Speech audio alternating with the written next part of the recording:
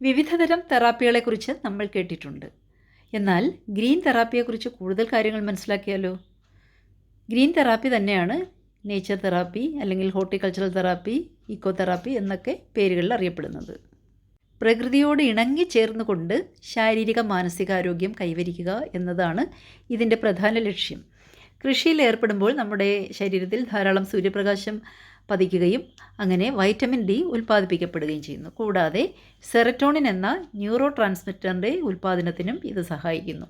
Mood stabiliser എന്ന പ്രവർത്തനത്തിന് പുറമെ ശരിയായ ദഹനത്തിനും ഉറക്കത്തിനും ഒക്കെ ഇത് വളരെ ആവശ്യമാണ്.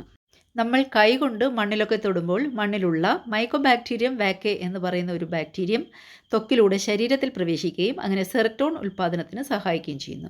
കൂടാതെ മറ്റു കാർഷിക പ്രവർത്തനങ്ങളിൽ ഏർപ്പെടുമ്പോൾ നമ്മുടെ ശരീരത്തിൽ നാച്ചുറൽ പെയിൻ കില്ലേഴ്സ് എന്ന എൻഡോർഫിനുകൾ ഉൽപ്പാദിപ്പിക്കപ്പെടുന്നു.